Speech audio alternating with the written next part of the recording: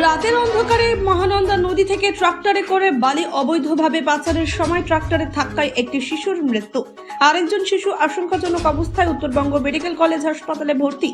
মহানন্দা নদী থেকে বালি পাচার হচ্ছে, এই বিষয় নিয়ে বহুবার পুলিশকে অভিযোগ করা হয়, তবে পুলিশ বালি মাফিয়াদের বিরুদ্ধে কোনো পদক্ষেপ নেয়নি আজও। আজ এই ঘটনার পর ক্ষিপ্ত হয়ে যায় বিধাননগরের হোসেনপুর এলাকার গ্রামবাসীরা। ক্ষিপ্ত হয়ে গিয়ে বালি বোঝাই ট্রাক্টরটিকে আগুন জ্বালানোর চেষ্টা চালায় এবং পরবর্তীতে 31 নম্বর জাতীয় সড়ক অবরোধ করে বিক্ষোভ দেখাতে শুরু করে। দোকানে আসছিল, দোকান থেকে পাশে যাইতেছিল, ওরা স্পিডে গাড়ি যায়, বাচ্চাকে দুইজনকে ধাক্কা মারে দিতে, ও ডেথ হয়ে গেছে সঙ্গে সঙ্গে। একদম মেডিকেলের রিপোর্ট আছে, একজন মারা গেছে। আমরাকে ইনসাফ লাগবে।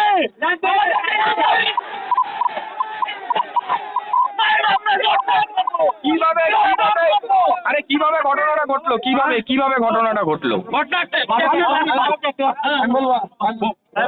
এখানে বালুর গাড়ি 24 ঘন্টা, ঠিক আছে, আজকে তো ছোট ছোট ড্রাইভার চালাচ্ছে, মানে কোনো কিছু বুঝতেছে না। রাস্তাঘাটে লোক আছে না, বাচ্চা আছে না, এত স্পিডে গেছে, বাচ্চাদের দুইটা বাচ্চা সঙ্গে সঙ্গে একটু খবর দিয়ে মেডিকেলে পুরো সিরিয়াস আছে। এখন আমরা চাই তোমার এখানে একটা ইনসাফ লাগে, আমাদের আর কিছু লাগবে না, আমাদের ইনসাফ লাগে। এখানে যে বালু মাফিয়াগুলো আছে, কি এগুলো হচ্ছে?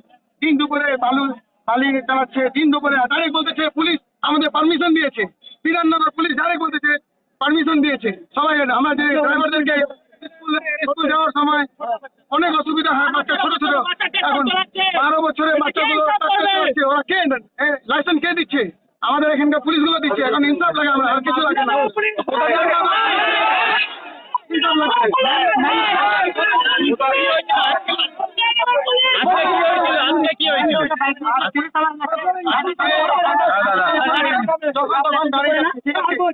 ছোট বাচ্চা দোকান থেকে আসছে, ওইখান থেকে মানে ভাসতেছে, ওই একটা এত স্পিডে গেছে, বাচ্চাটাকে এরকম স্পট ডেড করে দিল। দুজনকে অ্যাক্সিডেন্ট হয়েছে, একজন পুরো হয়ে গেছে। আমাদের দাবি এখানে